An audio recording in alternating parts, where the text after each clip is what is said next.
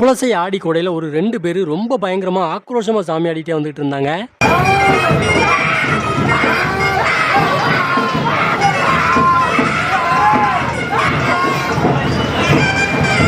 இவங்க ஆக்ரோஷமாக சாமி ஆடிட்டே கோவில் முன்னாடி வரும்போது திடீர்னு ஒரு அக்காவை பிடிச்சி அவங்க வந்து ஒரு சில பரிகாரங்கள் பண்ணிக்கிட்டு இருந்தாங்க. இந்த இடத்துல பார்த்தீங்கன்னா தெரியும், தேங்காவை தலையை சுற்றிக்கிட்டு இருப்பாங்க. இன்னும் ஒரு சில விஷயங்கள்லாம் பண்ணாங்க, அதெல்லாம் நான் அந்த வீடியோவில் காட்டுறதுக்கு விரும்பலை. கடைசியாக அவங்களுக்கு விபூதி போட்டு விட்டு அவங்களுக்கு இருந்த எல்லா பிரச்சனையுமே சரி பண்ணி விட்டுட்டாங்க.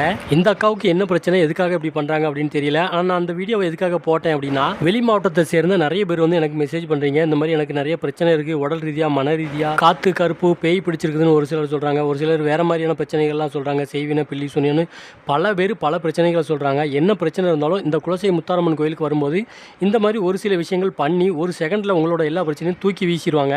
அதுவும் முக்கியமாக இந்த தசரா டைமில் நீங்கள் வந்து கேட்கக்கூட வேண்டியதில்லை, ஒரு ஓரமாக நின்றுட்டு இருந்தாலும் உங்களை கூப்பிட்டு அருள்வாக்கு சொல்கிறதுலாம் அந்த மாதிரியான அதிசயம்லாம் இந்த குலசை முத்தாரம்மன் கோயிலில் மட்டும்தான் நடக்கும்.